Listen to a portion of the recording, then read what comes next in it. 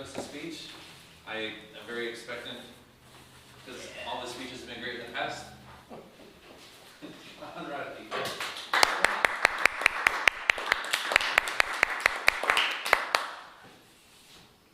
Here's the sledgehammer. Here's a Sharpie. I know you're frustrated. Write down the name of everybody that's been really enraging you over the last month.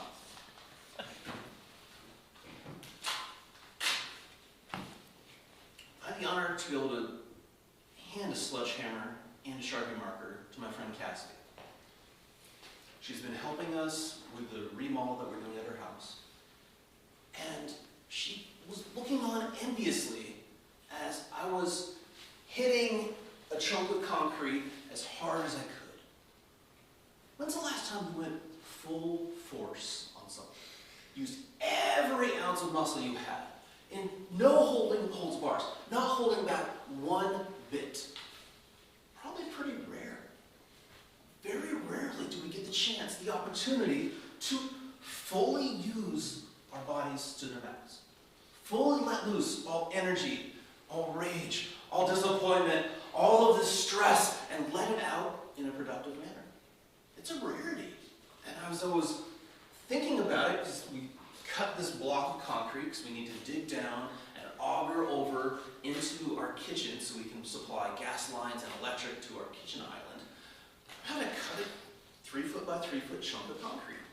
And I have my friend Sarah there, and she's a very, Sarah in here, yeah, she's been in here many times. She is a skilled chainsaw operator.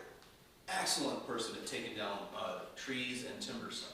She's never used a concrete saw, which is a similar style tool, but a 14-inch blade that is circulating extremely fast and cutting through concrete. And I showed her how to do it, and she rocked it. So she cuts out this awesome hole, and then it's like, all right, well, now you have to break that concrete apart so you can take it out of the hole.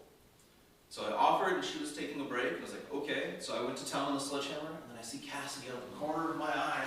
I see her just watching, going, and like, she's stressed, there's some stuff going on in her life, and I'm like, do you want the opportunity?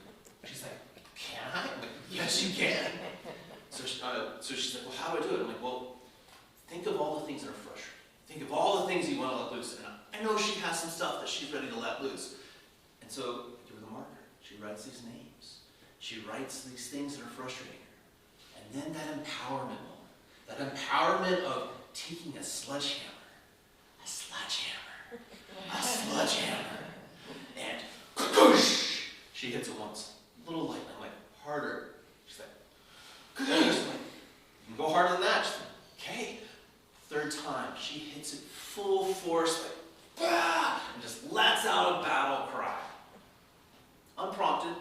She's a little shy by it. I'm like, yeah, go for it. And so we had 4 or 5 other people within earshot, like, turn and watch her just let loose on this piece of concrete. You could see the stress melt away. You could see the just confidence build, the enraging release, and the just calming tranquility afterwards. She broke apart this 3-foot by 3-foot chunk of concrete. Just pieces snapping off here and there. Just so much destruction that's constructive. And the release of that energy was really cool to see. And it didn't just, it wasn't just her release, it was everybody who watched her do it too. We were like, heck yeah. In our lives, I don't know if we have good outlets for that stress. And that's something I've been thinking about for quite a while. As a kid, I would go chop firewood, try to let out some positive energy there. Athletics helped me a lot. I was a very physical kid and a very physical person. But there was always you're always restrained. You're always making sure you're not hurting anybody. So I played Division I rugby and semi-pro rugby on a men's team. That sport, if anybody's not familiar with it, you're tackling like football, but with control and with no pads. You maybe can wear a scrum cap so your ears don't get cauliflower ripped off. But you're having to use so much control as you're using so much force, and you have when you have a scrum together. So scrum, you have 8 people and 8 people bind together, and you have a ball that gets put in the middle, and those 8 people 100,000 pounds of force plus, distributed over 6 sets of shoulders. And you have 8 people bind together and slam together with so much energy. And it's fine. And it's safe, because everybody puts forth the energy, but also restrains themselves. When you tackle somebody, you are doing cheek to cheek. Your cheek to their cheek. And you pick them up, and then you set them on the ground. Often not gently, but you don't pick people up and then body slam them so they get injured.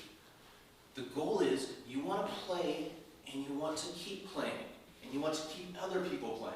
Occasionally stuff happens. I went to tackle a guy, and we both kind of came up at the same time, and we went leg to leg. And luckily my femur was stronger than his femur. I don't know if you've ever felt a bone break. It's horrible. It's worse when you break somebody else's. And I shattered this guy's leg.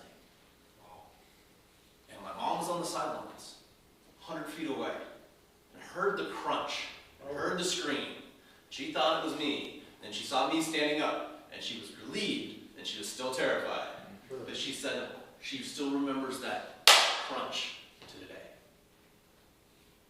That was full force and unintentional and non-controlled.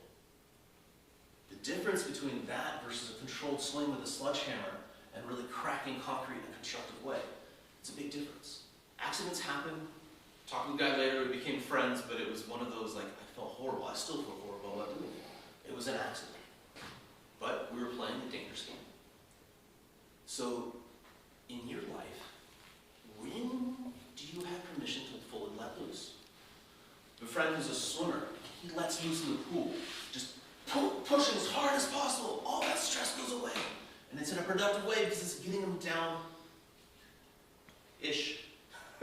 down the pool, down the lane. What do you have as an outlet for that? Can you push your body in a way that's going to be safe for your body? Can you push yourself in a way that's safe and let loose all that energy so you're not holding it in anymore? It's a challenge for you. I encourage you, find an outlet for this.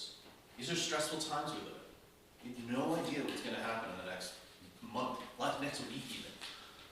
But we are holding this in. We're bringing this in together. We're holding on to all of this. And I was hoping Julie would be here today, because I was thinking of the speech.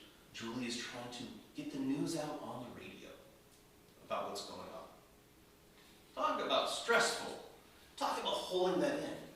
How do you let that go in a productive manner? I think she's finding a way. I also encourage you to find your own way. So next time you get the chance to let loose, or let somebody else let loose,